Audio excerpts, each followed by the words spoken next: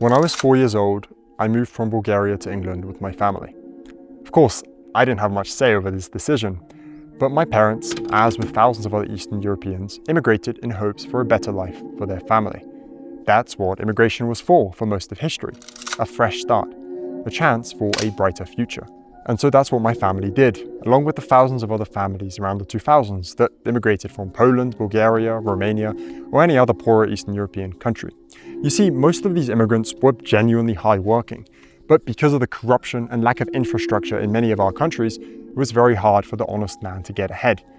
So the West, England, France, the States, etc., were seen as the stable countries, places where things made sense, where there was justice and fairness. Was that not what the American dream was about? That the layman could work hard enough and achieve a great life. And this is what the Eastern European immigrants sought, to get away from their oppressive and limiting home countries and go somewhere that had a real future. And England did have that future, at least for a time. So we moved to a small town in the south of England, away from the hustle and bustle of the metropolises up north. My family was comfortably middle class. Both my parents had university diplomas, and my mum had studied medicine, so the transition to England was relatively smooth for a 4-year-old me. Naturally, there was a lot of acclimatization that was needed, as I couldn't speak any English. Not long after I came to England, we had gone out with my family on the beach, and there was a little boy who wanted to play with me. I couldn't understand him at all, but I was enthusiastically trying my best to build sandcastles with him nonetheless. It's strange imagining a time where I couldn't understand a word of English, but that was my reality for the first couple of months when we moved.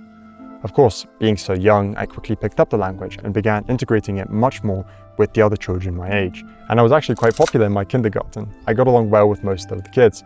I was bubbly and quite extroverted, but also quite restless and chaotic, so I often got told off by the teachers. I made some of my best friends during this time. But there was always a strange looming feeling of disconnect as an immigrant, because whilst the outer world was English and had English culture and language and everything else, my home always remained Bulgarian. My parents insisted we speak Bulgarian to them. We read Bulgarian books and went to a Bulgarian school organized by the community. And that was something that little Adam felt very conflicted about. Because for the longest time, I wanted to get away from my Bulgarian identity. Because I saw it as what separated me from everyone else in my class. What made me different. Even though many of my classmates couldn't even tell I was a foreigner because I'd integrated so well, the nagging feeling of being an imposter never truly left me. I had always been quite a difficult child, and in hindsight I realized that me being an immigrant had little to do with my social difficulties. I was just a very polarizing personality. When I was 9, we moved away from our little town into a bigger one that was close by and much more convenient for my parents' work. And all of a sudden, my little world that I had grown comfortable in was shattered. For the first time, I truly felt what it was like to be an outcast. All the kids at my new school already knew each other, and my sudden intrusion on their already formed circles was not taken kindly. That was one of the biggest hits in my self-esteem that I ever faced. And it took well into my teens for me to fully recover from the shock of not being accepted by my peers. When I finished primary school and went to secondary school, I still felt like I couldn't properly integrate like I had in my first school. The social exclusion I'd experienced before stopped me from being as comfortable around people. My insecurities about being a foreigner began resurfacing. Really, I was just a kid who wanted to be liked by his peers, so I began adopting much of their ideas and culture. I wanted to be closer to the society that I was actually living in, not the one that my parents were trying to instill inside me, that I only ever saw during summer holidays. So for a while, when I was 13, I began becoming more liberal, more secular, more whatever I saw around me, being influenced by my surroundings really just because I wanted to fit in. I didn't want to be associated with my heritage. I just wanted to be a normal English schoolboy that got along with everybody. But this didn't last very long, because this indifference and passivity to my surroundings was very opposed to my personality, even at the young age of 13. And it struck me like lightning that I don't give a rat's ass what people think of me, that it doesn't matter what everybody else thinks. I will think and believe what I see to be true, and that is that. It finally left me. This feeling of being an imposter. I no longer felt shame for being a foreigner or left out. I embraced it. Yeah, I'm different, and I like it, I thought.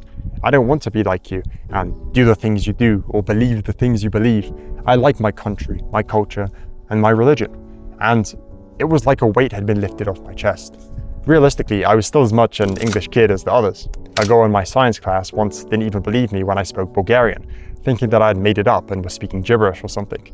But underneath my exterior, I carried my Bulgarian identity, and I was no longer afraid of coming at odds with other people because of it, or because of my polarizing personality. I no longer needed validation from others to be happy. In fact, often other people's disapproval or dislike of me for one reason or another gave me strength. Good that you don't like me, I thought. I don't like you either, and I don't want to be like you. The next couple of years in secondary school were much easier with my newfound self-esteem, and I graduated passing all of my tests with pretty good grades. And my next chapter in life was college, 2 years of study on subjects that I get to choose. But I was already beginning to feel disconnected to England and an uncertainty about my future here. After I'd stopped searching for improvement from my English peers, I had actually adopted a quite critical stance towards England. I began hating its dreary weather, its cold people, and its shite food. It didn't help that the country was becoming more and more intolerant. Ironic coming from an immigrant, but this was the time where progressive ideology was really taking over. And as I became increasingly grounded in my Bulgarian identity, which is more so conservative, this put me at odds with the aggressively progressive English society. And I was really shocked by the changes in the country that I'd grown up in. I was witnessing what I saw as its demise. Back then, immigration was not half the hot button topic it is now. No, back then all the talk was about LGBT and toxic masculinity and stuff like that. And I simply could not wrap my head around this direction England was taking, towards what appeared to be societal suicide. However, I eventually realized that I actually greatly respected the English. When I read old novels or watched old British films, I felt an admiration for their rich history and high culture. But that history and culture was not what I had seen growing up. I had seen a fractured and servile England, which even saddened me as an immigrant, witnessing the fall from grace of one of the greatest countries in human history. But as much as this saddened me, and as much as England and my sleepy town where I grew up in the southwest would always remain a part of me, I just couldn't go down with a ship that wasn't even mine. This was a battle for the Englishmen, a battle I prayed that they could win, but it wasn't my battle. And coming to terms with that was one of the first steps towards my decision to leave the United Kingdom. In a strange way, I'd never seen much of a future for myself in England.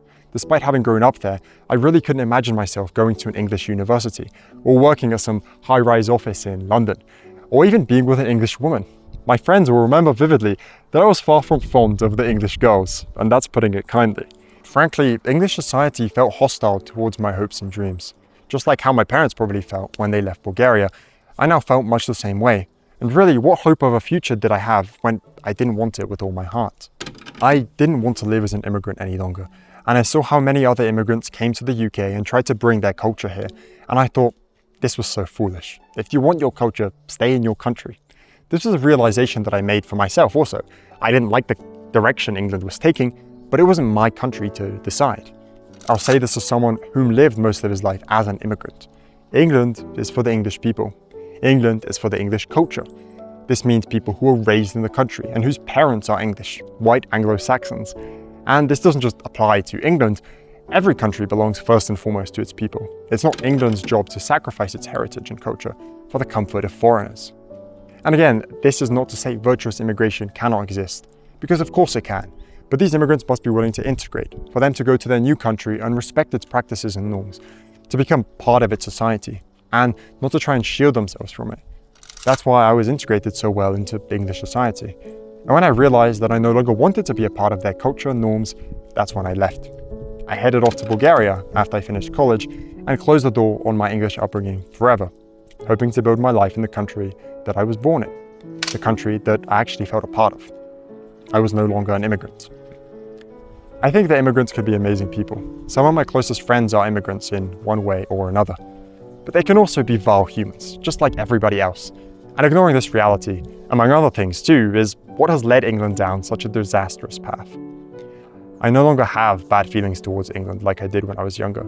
I had a great childhood there, and I'm grateful to my parents for bringing me there, because I wouldn't be the person I was today had they not. I'm grateful for the great friends that I've made. I'm grateful that I was raised to a high English standard, that my abilities were allowed to flourish under a country that really cared for its people. I'm grateful for even learning to speak the language to the level that I can express myself so eloquently. I really hope that England can once again become the great country that it was. The country that gave hope to me and my family, that provided peace and stability, that was safe. And most of all, for England to be for the English people, once again. Thank you very much for watching the video. I appreciate you for making it to the end. If you want to talk about this topic more at length, you can join the Discord server. There's a lot of like-minded people that like talking about such topics. And if you enjoy this, want to see more stuff like it, be sure to subscribe to the channel. It really helps me continue doing this. And appreciate you for sticking around. I'll see you in the next one.